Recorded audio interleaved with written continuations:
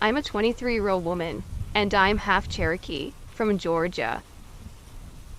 At the time of this story took place, my fiance and I were living on a large farm in Maryland. We didn't use the farm, but we were renting a small house on the property, and were free to come and go around the grounds. I was only 19 at the time that this took place, and the only other residents in our home were myself, my fiance, and our cat and dog. Our cat was a lunatic barn cat that I'd rescued because I can't say no to animals that need help. And our dog was my loyal pit bull, who was a sweet, cuddly, scaredy cat. She weighed about 75 pounds and scared of her own shadow. Our farm was situated on about 20 acres of land, and our driveway was about a half a mile long. So usually, when I would get home from work, my loyal dog and I would go for a walk, and usually I brought my fiance with me. Not that I was afraid to go out alone, just that he spends too much time playing games and all. I like him using his legs. After our driveway was a 12-mile long road through the woods and farms until it finally reconnected with civilization, so it was safe to say we were far from other people, except for our landlord, of course. The rest of it were miles of wheat fields and solid forest for 2 more miles. Now that you have a bit of layout, on to the really creepy bit. So, it started off like any other weekday evening. My fiance and I returned home from work to our happy cottage and happy pets. Harley, our dog, was frantic to go out for a walk, so I quieted her and changed her into her walking clothes, and I asked if my fiance wanted to come with me. He had gone home shortly after me, and said he had seen one of the coyotes that we have had around close to the field by our house. As you may know, coyotes are mostly scavengers, especially out here on the East Coast, so I wasn't too worried, and I am very capable of defending myself. I caught him a puss, and then told Harley that we could go, and that we would be fine without him. Laughing to myself, we left the cottage and started walking toward the driveway. The sun was going down, and the October air had started to get a chill to it, and it rustled through the cornfields next to our long driveway. The corn was about 6 feet tall at this point in the year, and impossible to see through, so I assumed that my fiance was just trying to scare me because there was no way he could have seen a coyote in this field. Harley was enjoying her time in the field, tearing in and out of the corn stalks, on our way up to the driveway. I knew that was as big of a coward as she was, if she would alert me if there was any danger coming, and she would very quickly run away. By the time I reached the end of the driveway, the sun had set and the moon, which had already come out, was shining high about the fields. It wasn't quite full, but it provided enough light that I didn't need to use my flashlight or Harley's collar light. We turned left down the road and proceeded to cross the first section of the field. The first field was soybeans. If you don't know, they are relatively short plants that nothing but a rabbit could hide in. And off in the distance, I spotted a few deer, but nothing alarming, so we relaxed and enjoyed our walk through the night air. I threw a stick at Harley, and she brought it back. We do this over and over again, a typical dog and owner stuff. We reached the first small section of trees, and Harley stopped and bumped into my leg, letting me know there was something ahead. It wasn't a coyote or a deer, but there was a rabbit that had been hit by a passing car and was still struggling. As much as I hate to say this, there was no way it was going to live, and honestly, it's probably what drew the coyote pack in. I knelt down by it, using my knife quickly, and put it out of its misery, as my family had taught me, and let it pass into my next life. Feeling sad, though somewhat relieved that all we had encountered was a handful of deer and that poor rabbit, we continued our walk and passed into the next field. This was a wheat field, and the wheat was about ready for harvest, so it was quite tall and hard to see through. The field was quiet though, and Harley didn't do anything, so I figured that the coyotes had passed on if there had been any at all. Now this is the part that you have been waiting for. I don't know what it was, but here it is. We rounded the corner of the field and into an area with wheat on our left and the forest on our right, and the air seemed to go still. Harley got closer to me, then I heard rustling in the wheat field. I saw 3 tails circling back towards the forest. Coyotes.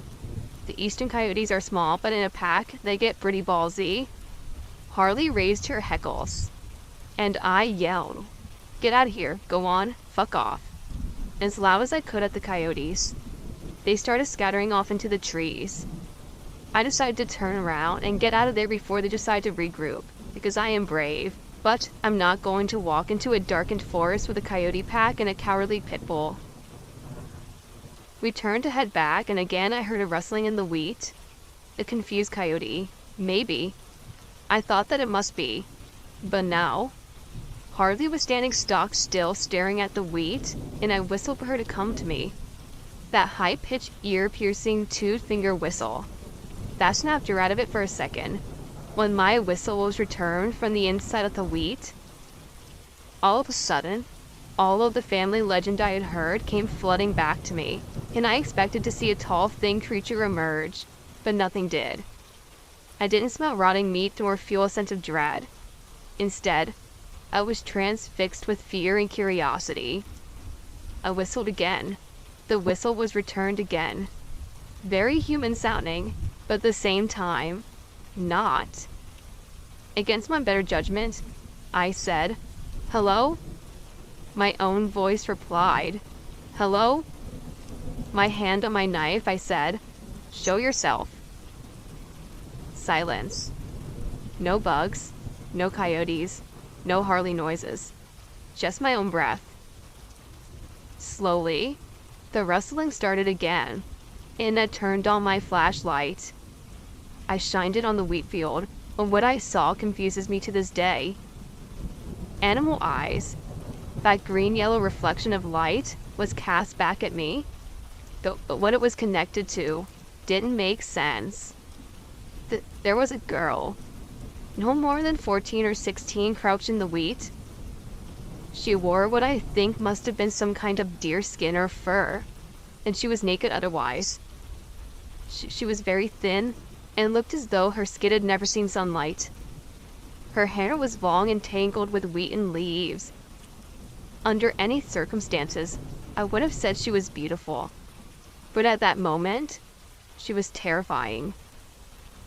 We stared at each other for what must have been a solid minute or so, but felt like much longer, until I heard the unmistakable coyote howl from the forest. Both our heads snapped toward the noise, and I immediately heard her take off through the wheat toward the sound. At that same moment, Harley took off toward our house, and I went after her. We didn't stop running until we got to the driveway, and I stopped, not wanting my fiancé to know I was running away from something. I could still hear the howling in the distance, and we started walking at a brisk pace. We made it back to the cottage with no further problems, and didn't tell my fiancé about it, as to not want him to think that I was crazy. She hadn't hurt me, so I didn't think it was right to hunt her. I was awoken in the middle of the night by the sound of coyotes outside our cottage. This wasn't unusual, but now I wondered if she was with them. When I was coming home from work about a month later, I had stopped obsessing about that night, and I almost thought I had imagined it when I slammed on my brakes for something in the road. It was dark, and my headlights hit its eyes and reflected green and yellow. But it was a large coyote. It just stared at my car for a moment and then ran off into the woods. I know this sounds crazy, but I still wonder if that was her.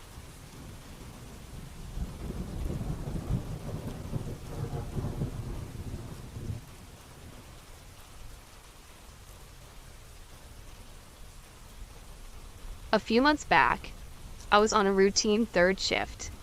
I work as a police officer in a very small town in Ohio. It is currently the middle of fall.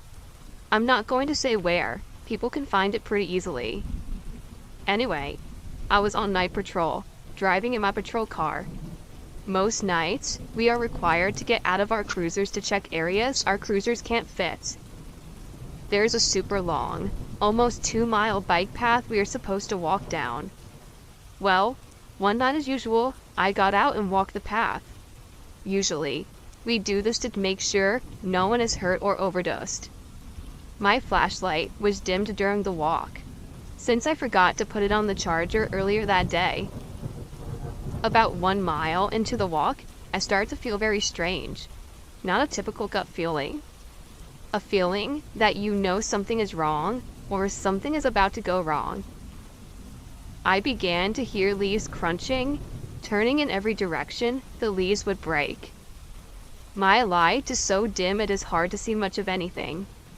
I continue trying to get this walk over. I start to speed up. In doing so, I must have triggered something's instinct. Every time I sped up, the breaking of leaves would get louder and continue with my pace. I get to the point where I know something is there, so I just stop and listen. I waited for 5 minutes, hoping to catch some kids playing a prank or a fellow officer trying to get a laugh. But nothing.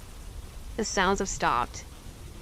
I began shining my light all around me, slowly turning my light from the tree to tree. Then I noticed something odd. I passed by it the first time. I shined my light back in the direction I noticed from earlier. I can see something, but at the time, it was hard to make out. The only difference I noticed was the contrast in colors. Old gray and black with red and orange leaves and a brown tree. I shined my light up from it. Then, 2 huge glowing eyes. Nothing like I have ever seen before. I have seen deer, wolves, and other animal eyes that reflect light, but nothing like this. I hesitated, almost drawing my firearm, but I stopped myself, knowing that I could get myself in trouble if it was a prankster. This thing took 1 step out from behind the tree. I got a whole body view. It was covered in feathers, extremely tall, and didn't appear to be completely human.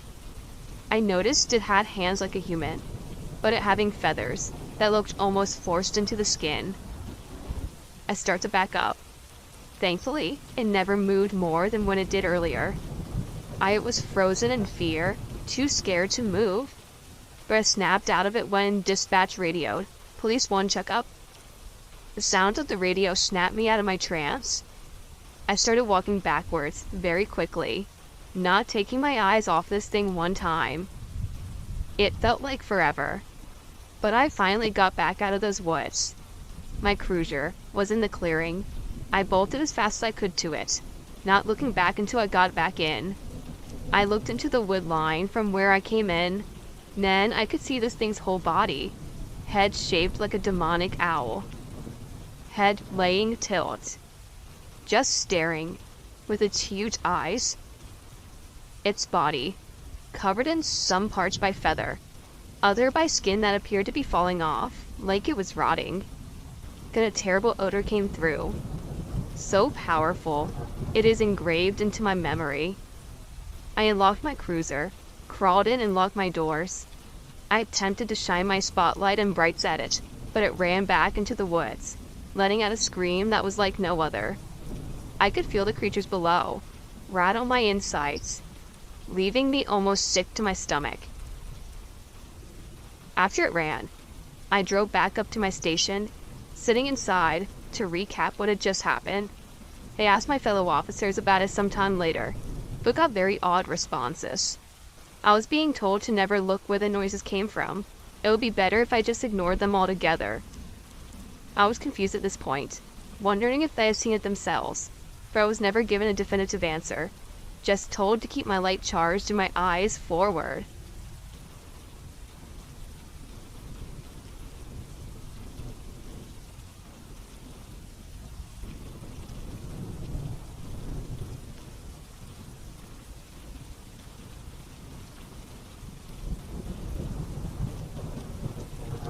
I live in the Pacific Northwest, and I've always been an outdoors kind of guy. I love to camp and hike and spend most of my time outside. Now, I'm not oblivious. I know to take precautions such as carrying a knife and letting someone know where I'm going. Usually, I'll go with my Bernese mountain dog, but on this occasion, I was with friends. I heard of wendigos and all of that before, but I had not ever seen anything out of the ordinary, so I assumed they were just that. Stories. Me and my friends would joke about it sometimes. The wendigo is going to get you. But I never talked about it when going into the woods. My friends and I decided to go on a trip deep in the woods. I don't like to go to campgrounds, so that way we can really be out there. For the sake of names, it was me, my friend Anthony, and Victor. Nothing out of the ordinary occurred, although, as we drove as far as we could into the woods and hiked onto the trail for about another 2 miles. As we hiked, I sensed something was off. I shook the feeling off as maybe an animal was around. I'm sometimes sensitive to energies.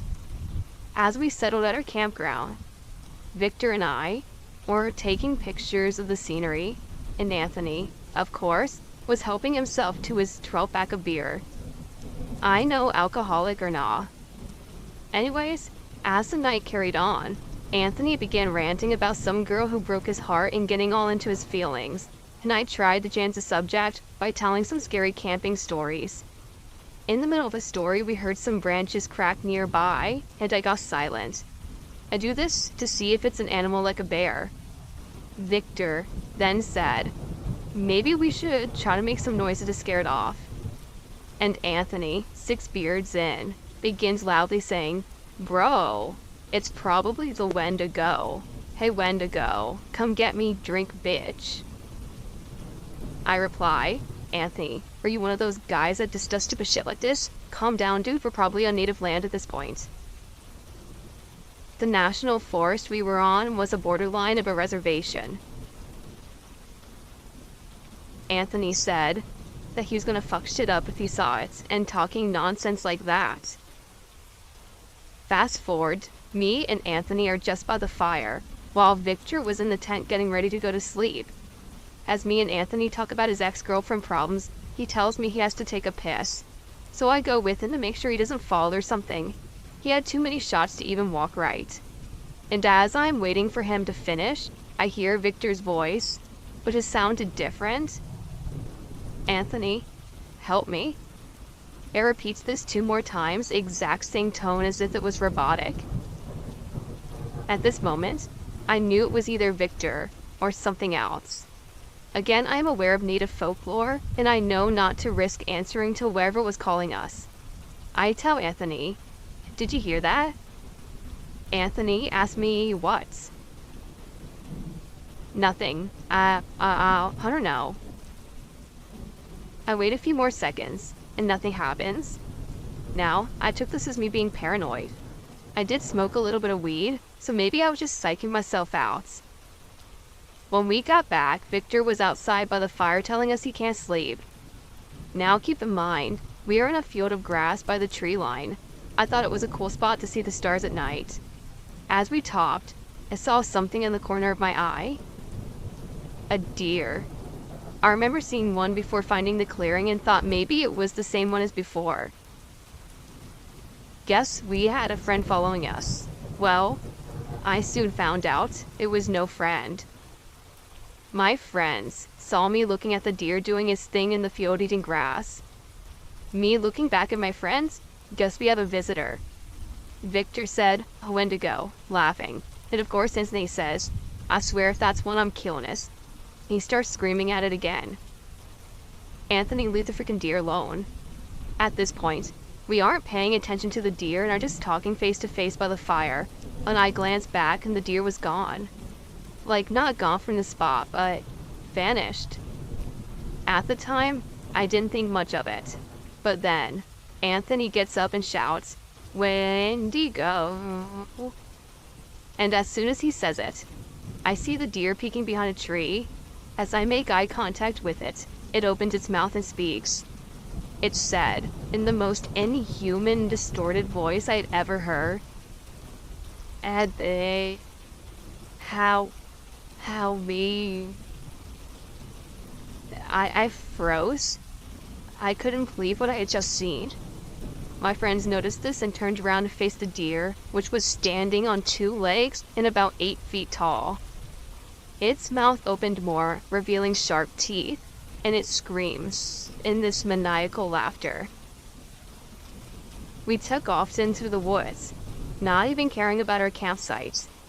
Thankfully, we were right by the trail that we took to get there, and as I'm running faster than I ever have before, I turn to see that this thing is following us, saying, Anthony, come here. in a demonic voice. We split up to make this thing lose us somehow, and by some stroke of luck I found somewhere to hide under a huge fallen tree and crawled into it with Victor. As we sit there staying quiet as we possibly can, we hear heavy footsteps and heavy breathing. Then luckily, it continued on. After what felt like an eternity, we got out and desperately hoped that Anthony was still around. We decided to head to the truck, and thank God Anthony was there, locked inside us. We got in and got the hell out of there. But before we took off, we heard the most haunting scream that echoed across the room. Safe to say, I'm never taking him camping again, and I don't think he wants to go after that experience.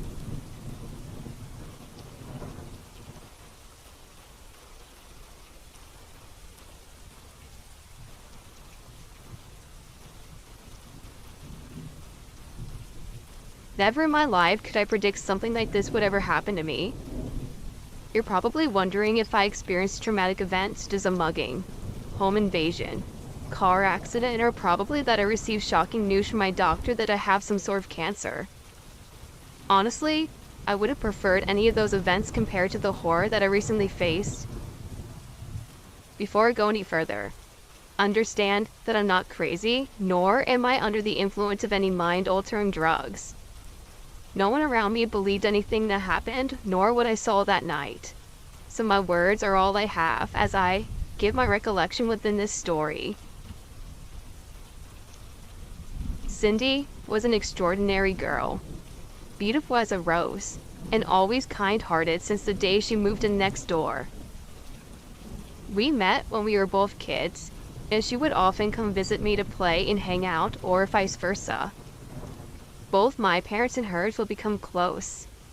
The more Cindy and I's friendship grew, that was. By our mid-teens, we were officially a couple, a perfect match. After high school, we both went to different colleges, but our bond and love for each other was still strong despite the distance between us.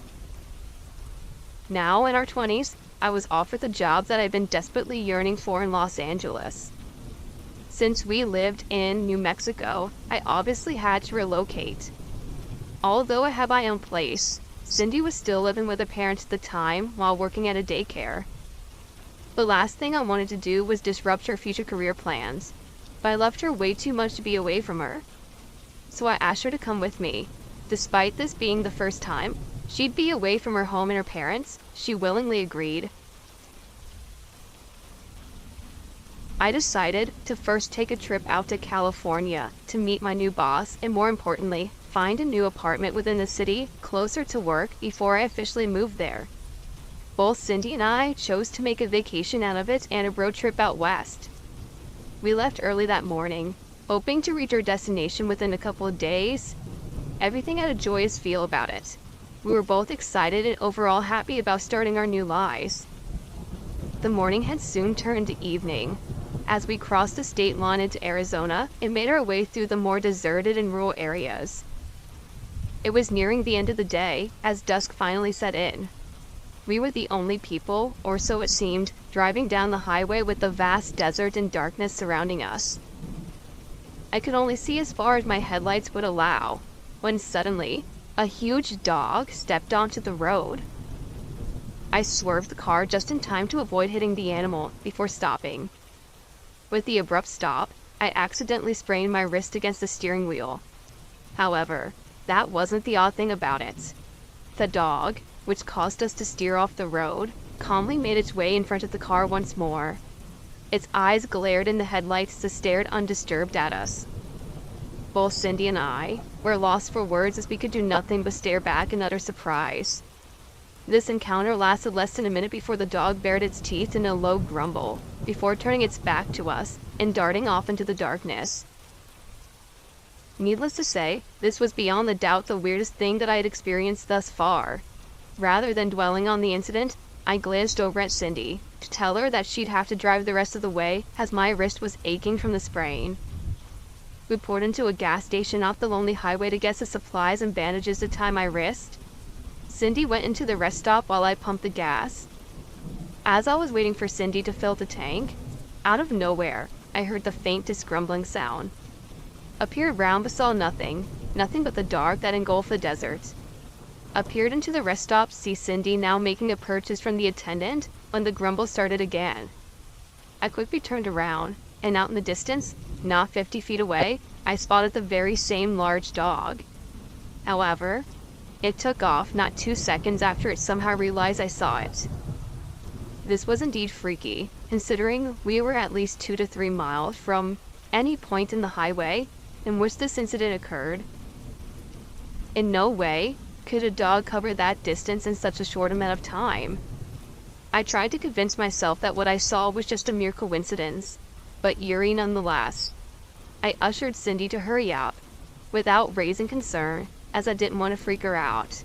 Seeing as it was already late and my wrist was aching with pain, I decided that we should just call it a day and hit the road again in the morning. There was a motel less than a mile away from the gas station of which we had decided to bunk down for the night.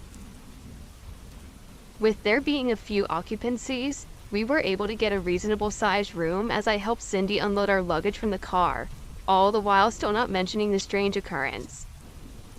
As we settled in, I was able to scrounge up some ice from the motel's dispenser to try and decrease the swelling of my wrist. As I lay on the bed and tried to relax, Cindy kept rifling through her handbag in concern. As it so happened, she had forgotten her credit card back at the gas station. She was adamant about going back and getting it, as she was convinced that it might have slipped out of her purse as she rushed out of the store. She was a little worried and concerned, so I opted to go back to the gas station and see if I could find defer, but she chose to go herself as I was in no condition to drive. I tried to convince her that I was capable of driving regardless of my hand, but she insisted. I also offered to go with her, seeing as it was late and all the weird occurrences that had happened thus far, but my efforts were futile once more. The gas station was less than a mile away and visible from our motel, so I knew Cindy wouldn't be gone long. Finally easing the pain in my wrist with some ice, I accidentally dozed off while watching TV. When I awoke, however, it was an hour later and Cindy had not returned yet nor called. I tried reaching her, but it would continuously ring without an answer. After calling her a couple more times, but to no avail, I went over to the front desk to check with the night manager as to whether he had seen Cindy since we checked in together. Apart from seeing her leave the parking lot an hour earlier, he assured me that he hadn't seen her return. My worry soon transitioned into fear.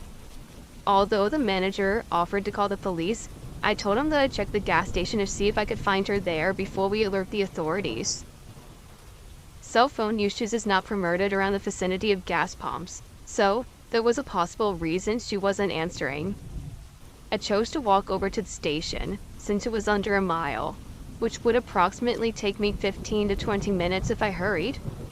Reluctantly, I began to trek down the dark highway, guiding my path with the use of my flashlight. I tried desperately to stay positive, conceiving every possible excuse in my mind as to why Cindy had been absent for so long. The further along I went, I came across tire marks on the road as if a car had veered off the highway. Using my flashlight, I followed the irregular tracks just a few feet ahead until it trailed off the road. As I shone my light out into the darkness, off the side where the tracks led, my worst fears suddenly materialized. I saw the tail end of my car, at least 30 feet off the road. I immediately ran up to see if Cindy was inside, God forbid, badly injured due to the accident. As I came up to the driver's side of the car, it was evident that it was empty. I frantically looked around and yelled for Cindy a couple of times. As I circled the vehicle, I noticed the keys were still in the ignition. The front windshield was smashed, and the front tire was flat, but no signs of actual collision. The only other major damage to the car was a huge dent on the hood, as if someone had dropped an anvil on it. I scrambled to dial 911 on my phone, but for some strange reason, I chose to call Cindy one last time.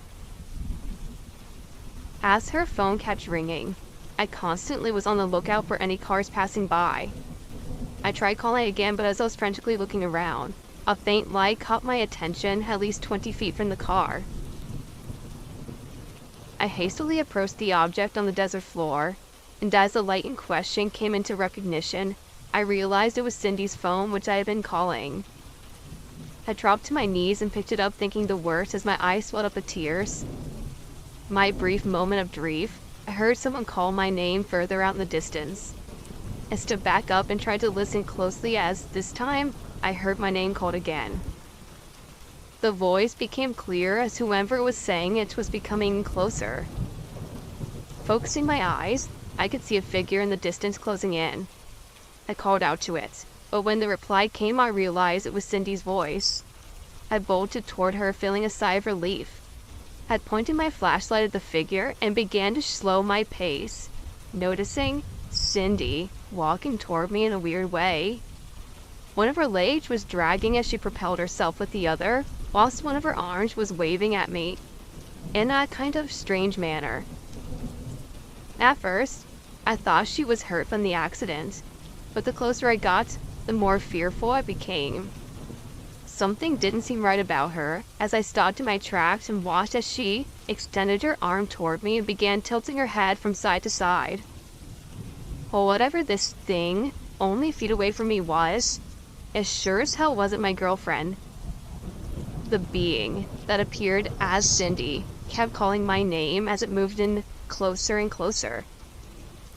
Its body began contorting in weird positions as trying to act more human. That didn't catch my attention more so than whatever it was. It also wore Cindy's clothes, it looked like, except they were inside out. I slowly began to back away, keeping my light on it. I can only speculate that it somehow became aware that I realized it wasn't who it was pretending to be, as its eyes glared a bright red, and the grumbling sound of a wild dog escaped its mouth. The gas station wasn't too far up the highway, but if I were to make it, I'd have to run like hell. Before I could even plan my escape, the thing dropped to the ground on all fours, as its body began to contort more rapidly, and I even heard its limbs snap. I took that as my cue to run. The moment as I back onto the highway, I bolted toward the gas station in full speed. I could hear the creature give off a blood-curdling cry from where I left it. A cry between that of a woman's scream and the howl of a wolf. I ran as fast as my feet would carry me, all whilst the cries echoed in the dark. For a moment, I could hear the faint panting of a wild dog getting chased almost parallel to the road alongside me. Whether it was chasing me or not, it was just a few short feet away from the gas station.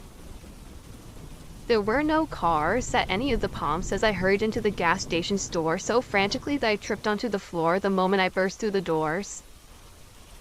The attendee rushed over to me to see if that was all right, but I was more focused on where that creature had followed.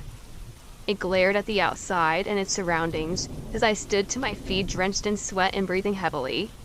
The attendee kept trying to get my attention and asking me if everything was okay, but I didn't even acknowledge him until I realized that there was no sign of that thing anywhere. I stepped outside briefly only to hear the still silence and the occasional rustling of the desert wind.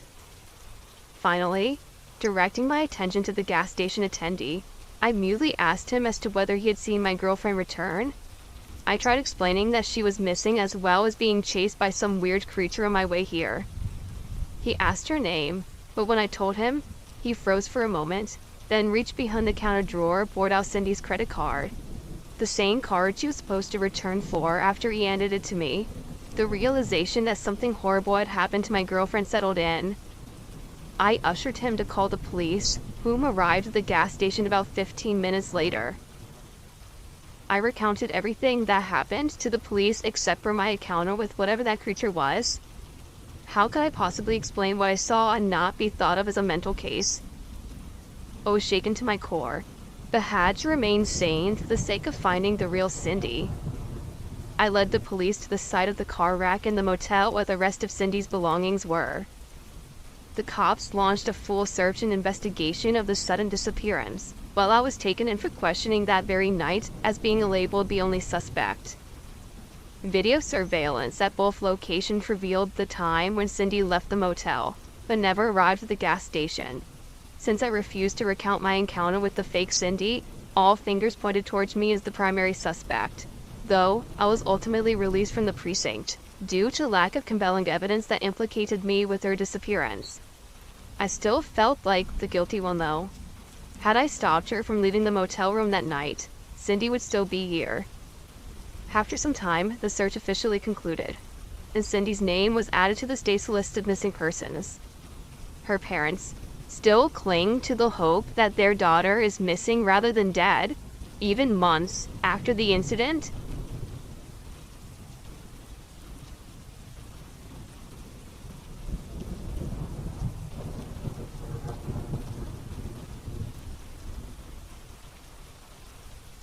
It was around 10 at night, off a little ways from Ocean City, Maryland. It was Mother, her friend, and my sister and I.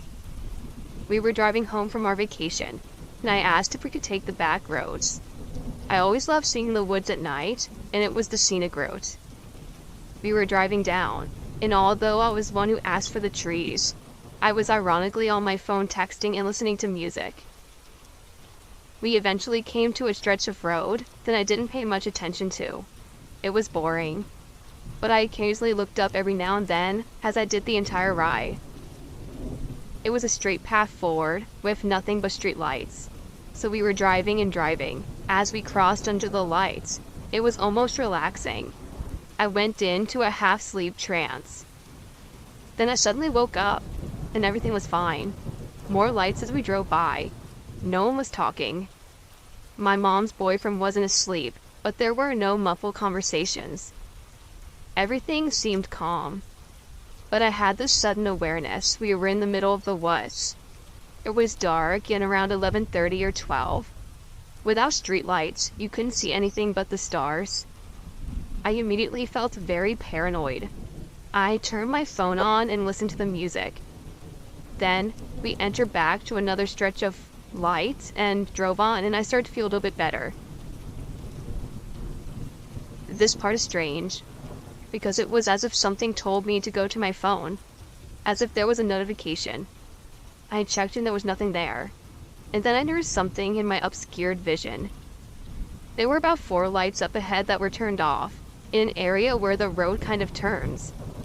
It was a fairly wooded area, and you couldn't see much without the light, so we slowed down. I didn't pay much attention to it, but this next part sticks with me. As we slowly approached the next light that was on, something crawled out from the woods and into the light.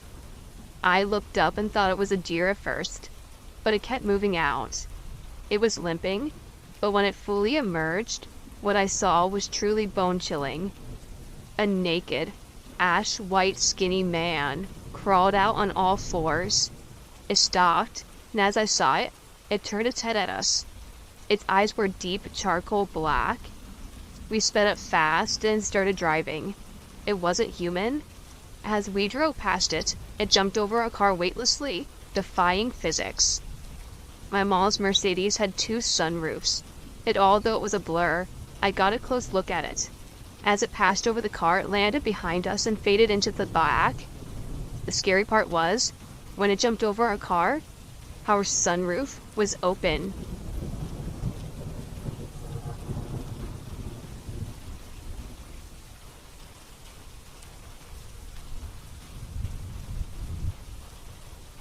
It was around 11 p.m. at night. We wanted to visit a graveyard, so we ended up going to Double Butte Cemetery, near South Mountain in Phoenix. As we were pulling in, a coyote dashed across the car and ran toward the mountains. It looked weird, like one of those overbred, incest German shepherds that are all short and hunched over. But I didn't think too much of it. We parked and walked away from the car and explored the graveyard.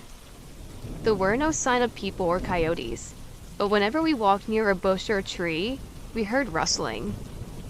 But we figured it was just some sort of rodent or bat. When we were done, we walked toward the car to leave, but we saw a cool little gated sanctuary garden type thing. So we went in there and sat for a little. All of a sudden, we heard what sounded like a weird mix of a laugh, scream, and a howl.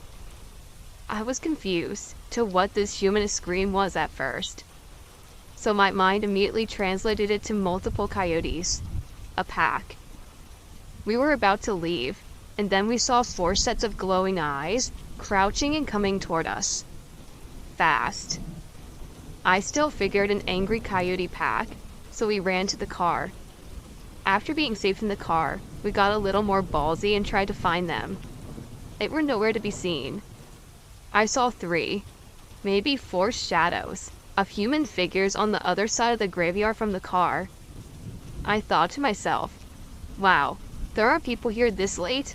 I wonder why we didn't see or hear them. It's a pretty small, flat and treeless graveyard. Basically, just dirt and deserts. So I'm pretty positive we would have known if there were others. Their shadows disappear for a while, but I'm still looking toward that direction. That's when I saw the weirdest figure, hunched over, walking in the most awkward way. The way its body moved was swift and unnatural. It was the same direction where I saw the people. We drove over to that direction and found nothing and left. We get home and we noticed the car scratched up everywhere, like a coyote was going crazy on top of the car. The scratches were long and dragged, in different directions, and a few dirt paw prints all over the car. We had a car wash the next day, and the car was completely untouched before, and I'm pretty sure of that. We also left a McFlurry in the trunk of the car, which was untouched and not moved. If coyotes got on the car, it definitely would have been destroyed, considered how dramatic the scratches were. So yeah, I'm wondering if what we saw were skinwalkers. The graveyard is also near a reservation, and it seemed like a lot of Arizona pioneers and natives were buried there.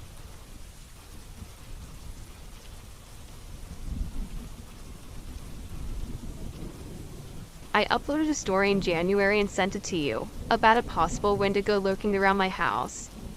I'm sending this to you again because it has reappeared, and I'm not sure if it's alone. This happened around April 10th. The sun was just beginning to rise, and I was walking around the property checking on all the pigs like usual. Most of them were lazing about in the hay, but I noticed as I slowly made my way out back, the pigs that were restless and making noises. Letting you all know now that I had a machete that I shoved in my belt at the time.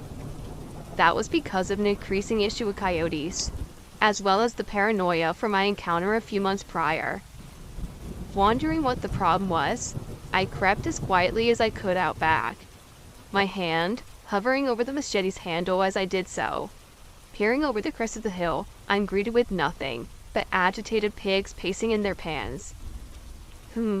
I grunted, standing up straight and making my way up to the pans.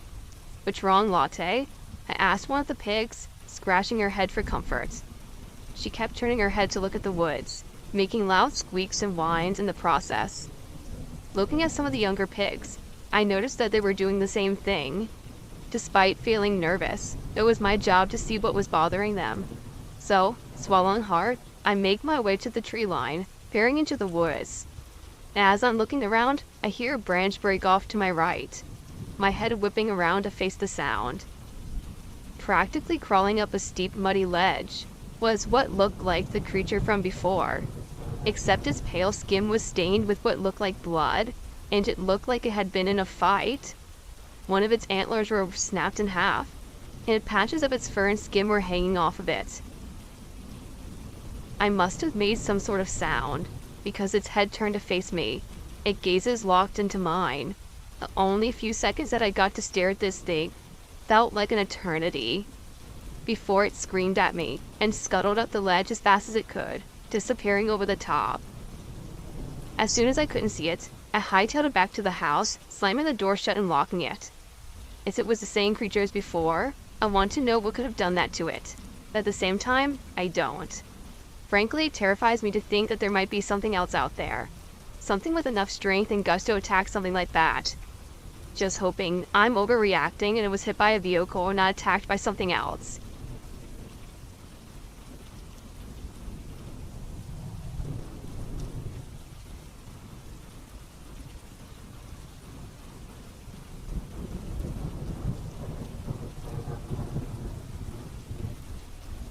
Some background. I live in a rural county in Texas. I live in a rural suburb about 1.5 miles away from my grandparents. who live on an expansive longhorn cattle ranch. My grandparents are currently on a trip to Michigan, and they needed someone to watch their house, take care of their diabetic dog, and water the garden for a while.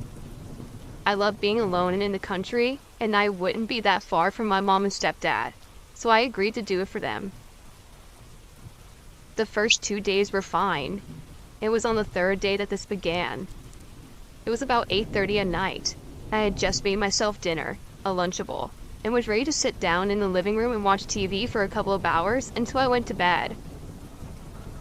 The recliner I was sat in at my grandparents' living room was directly beside their large glass doors, and I could see into their backyard and into their ranch from my seat. Just past the fence of the backyard were about a dozen deer, which wasn't odd considering there's an insane amount of deer where I live. I watched them for a second, when all of a sudden I felt a wave of fear rush over me. It was like my brain stopped seeing the deer as something harmless, and instead, it became a very imposing sight. I scanned over the deer, and my eyes landed on one in particular.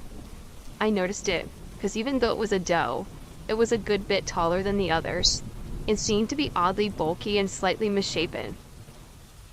I watched it for about a second before out of nowhere, its head shot up from the grass, and it stared directly at me. I hadn't been moving, and both my dogs were inside with me asleep. But I knew that it was focusing in on me. We stared for about a second, before it started to whip its head around in a really unnatural motion. The closest analogy I could make is when a video game glitches, and the head of a character starts moving around wildly. It did this for another second before putting its head back down into the grass like nothing had happened. At this point, I knew something was very wrong, and I knew I had to get out of there. I called my mom, who was out fishing with my stepdad, and told her I was going home early because I was freaking out. I suffer from anxiety, and can sometimes have panic attacks, so she understood, and I hauled ass to my car. All I grabbed was my phone, my Lunchables, and an Eeyore blanket that I had brought from my house. I don't really know why I grabbed the extra 2 things besides my phone, but I wasn't really thinking clearly. I'm usually a very careful driver, especially on my grandparents' shoddy gravel driveway, but I knew I had to get off their property or else I would be in real danger. My car is shitty, with the driver's side window permanently down. The entire time I drove up their half-mile-long driveway, I heard a sound coming just off from behind my car. It sounded like if a mammal tried to replicate the sound of a cicada. Very throaty and unnatural, and it was the same constant distance from my car the entire drive off the property. Right in front of the gate before going back out onto the road were a few of my grandparents' cows. I laid eyes on a black figure amongst them, and almost like an optical illusion, it changed to be a full front profile on a longhorn. I wouldn't have thought this with my eyes playing tricks on me, because I was in a panic, if it wasn't for the horns. When I saw the quote-unquote cow, it was a black figure with no horns. But within a second I spotted it, it suddenly had 2 giant horns on either side of its head. I managed to drive home, but I still felt extremely unsafe. My instincts were telling me that if I went inside, I'd be cornering myself. At this point, I was sitting in my driveway, near hysterics, and on the phone with one of my friends, who I'll call Hope. Hope is extremely knowledgeable with this kind of stuff, and a true believer in the supernatural, and I knew she would be the only person who wouldn't think I was losing my mind. She talked to me, and calmed me down, and I explained the deer to her, and she got pretty freaked out, and told me she knew what it probably was. I told her that I didn't want to know because I already had an idea as to what it might be, and her confirmation would only freak me out more. At this point, I made up my mind to go to my closest neighbor's house. I knew if I stayed alone, I would be putting myself in danger. So cue me crying and clutching an Eeyore blanket as I stroll up to my neighbor's backyard, weeping and apologizing profusely. Thankfully, my neighbors are saints, and they took me inside and calmed me down. They stayed up with me for a good hour until my mom and stepdad got home from the lake, and I felt safe enough to go home. Because I had finally fully calmed down, I decided to go back to the ranch with my mom to clean up the mess I had left when I booked it out of there. But by the time we were there, even remotely close to the ranch, I felt the panic return. We got halfway down the driveway before I told my mom I couldn't do it and I had to go back. Our mom was still planning to go back after she dropped me off at home, but I knew she'd be in danger if she went back alone. So I told her about the deer, and I told her I really don't want her to go back there that night, and she agreed. Hope has an older sister who is extremely well versed in the supernatural, and when she informed her of my experience, her advice was for me to never go back. This wasn't entirely realistic to me, since they are my grandparents and I did leave most of my stuff there.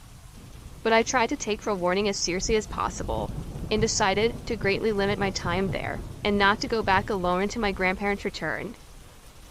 The next day, which is today, at about noon, I had to go back to gather my stuff and check on my grandparents' diabetic dog, and let the bigger outside dog in, so he would be safe from the heat.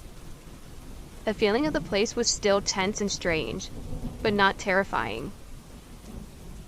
Later, at about 8, I had to go back again, this time to feed the dog, let the other one out, and water the plants. I was way more hesitant about it, but my mom forced me to go. I was keeping my cool pretty well, until, as we were going down the driveway, I saw a deer standing in the road. I immediately felt the fear of the previous night, and started freaking out, telling my mom that I couldn't do it and that she had to turn around. As I was freaking out with my mom distracted, trying to calm me down, this fucking deer arched its back, like when a cat stretches. That tipped me over the edge into full hysterics, but my mom still refused to take me home. My mom went inside my grandparents' house and I stayed in the truck and called Hope again. I told her what I saw. She tried to calm me down, but nothing really worked. As I was freaking out on the phone, I saw a black shadow dart into and then out of the rearview mirror. That was it. I called my mom and was screaming for her to come back inside and take me home. Even during normal panic attacks, it never reaches this point. My mom was screaming so harshly at my vocal cords hurt. She tried to convince me to come inside, and eventually, she decided to take me home, and I was hyperventilating and sobbing until the moment I arrived back. And at this point, I'm terrified and I don't know what to do. I've never experienced anything like this before, and although I hope this is going to be an isolated sense of occurrences, I can't be for sure. For now, I'm going to try to stay away from my grandparents' ranch, but that really isn't realistic. I could use any advice you're willing to give.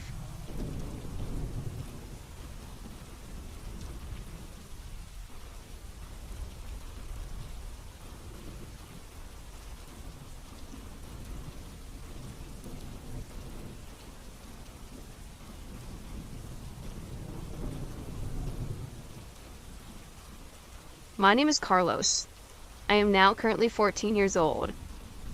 This sighting happened while I was backpacking in rural Arkansas, high in the mountains. Me and my friends, which for confidential reasons, I won't say their names, but let's call them Jerome, John, Caleb, and my crush who I will call Laura, went backpacking with my fellow church youth. On the very first day backpacking, I noticed how quiet it was. I mean, like the forest was empty, kinda. It was just silent. But I ignored it and put it off, as maybe it was just very quiet here. But being a country boy, I should have known better. After long and tiring 5 hours of walking, we finally decided to stop and rest for the night. I will explain how the surrounding area looked like, because it is important.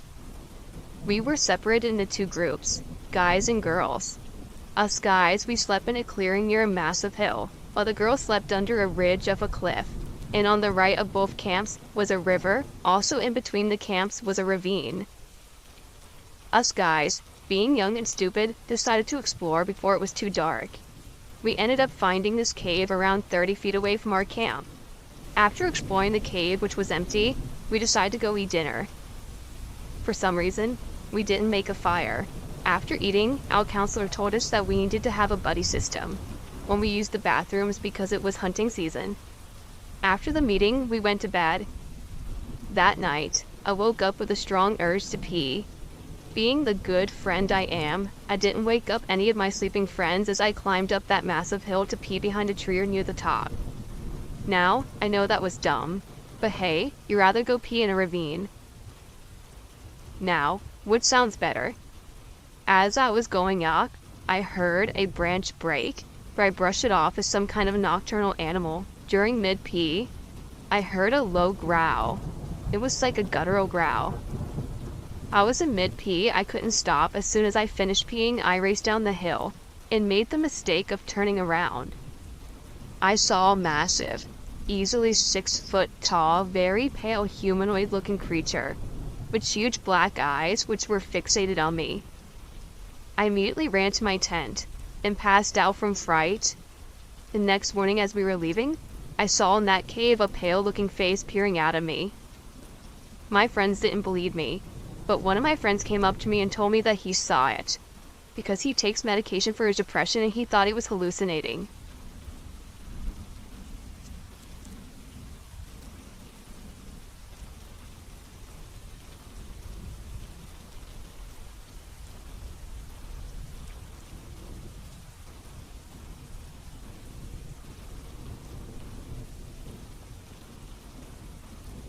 Back about 10 years or so ago, my good friend and I would occasionally take trips to our family's property out in the middle of nowhere. It was fairly remote. You'd had to drive up a dirt road a few miles and couldn't access it unless you had a key to the chain on the gate. There wasn't anyone around for miles. All that was there was a trailer they had towed up and left to sleep in. The feel out there was always a little off. One day, we were wandering around the property, not really thinking of much, until about 20 minutes later when we realized we had actually been walking out into the middle of nowhere. We had no water with us and had no clue where we were. Luckily, we found our way back after a while, but neither of us could explain why we did that. I'd also take my voice recorder, and we caught up quite a few strange things on it. One day, before heading out there, we were talking about Skinwalker Ranch. It was only about a 40-minute drive from the property, so we thought, hey, why don't we go try to find it? We thought it would be cool to say that we had been there. After searching the internet, we found fairly good directions there and headed out for the night. We had a bit of trouble locating it, but after a bit of driving around, we pulled into an area that was spot on from the descriptions we had read. We stepped out of the car, and the first thing we noticed was the mass amounts of bugs swarming us. Only a few short seconds later, we had huge dogs barking, growling and running at us. We immediately jumped back in the car and took off. We ended up staying in the area for a little longer exploring. Later that night, back at her property, we were sitting around the fire talking. All of a sudden, we started hearing barking. It was rather startling and she immediately froze and said, "She had never heard barking in this area before." She isn't one to get scared easily, so her uneasiness put me on the edge. Not too long after that, there was more barking. Very slowly, we were being surrounded by what I assumed were coyotes. We both tried yelling, jumping around and throwing rocks, but that didn't seem to do any good. Never seen coyotes act this way. We were terrified and had no clue what to do. Not really wanting to stick around and find out if they'd get any closer to us, we doused the fire and flipped on our flashlights. She grabbed my hand and we booked it back into the trailer. We were both shaking by the time we made it in and she locked the door. I don't think either of us slept that well. I heard a lot of weird sounds and felt the sense of dread the entire night. As soon as the sun started to rise, we decided to pack up and get out of there. We needed their car, and what we saw sent chills down my spine. On the driver's side car window was a huge handprint made with mud. It was easily twice the size of our hands. We looked at each other and silently agreed that we need to get the hell out of there. I'm not saying it was a skinwalker, but neither of us had been able to explain it, and I've never been back